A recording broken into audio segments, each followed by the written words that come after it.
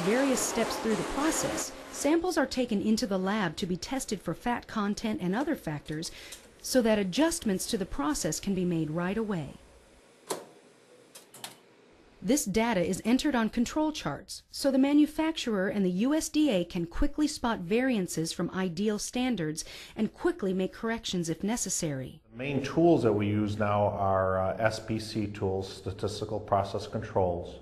And what we do is we try to take all that data that we collect throughout the day, whether it's for metal detection, portion size, microbial counts, and what we do is try to take all that data and put it into some type of statistical database, which we use Northwest Analytical to chart things, and we can, by looking at those charts, we can see how things are trending, how if something is starting to get out of control, we can take steps to prevent it from really getting out of control. Now, if we look at the control chart, and what we see on this control chart is on the far left side, we see a bunch of stars. Those are signals.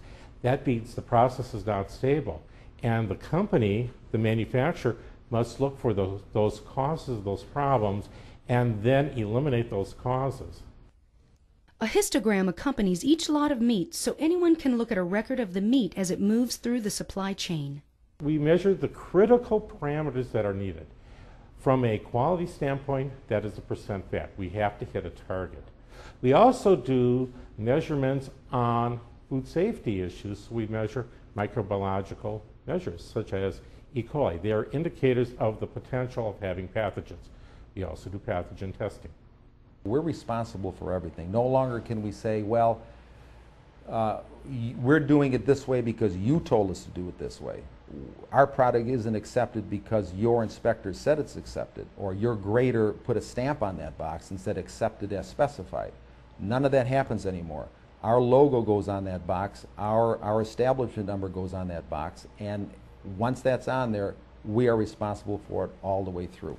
One of the very important, I think, results that come out of this ag marketing service example with the National School Lunch Program is it so clearly demonstrates that taking a process management approach, using SPC to analyze what's happening every way, the good record keeping, the good logistics, transport, that you can produce a food supply chain that you have in tremendous faith in is producing very safe product and product that is very wholesome, meets the nutritional requirements of the end customer.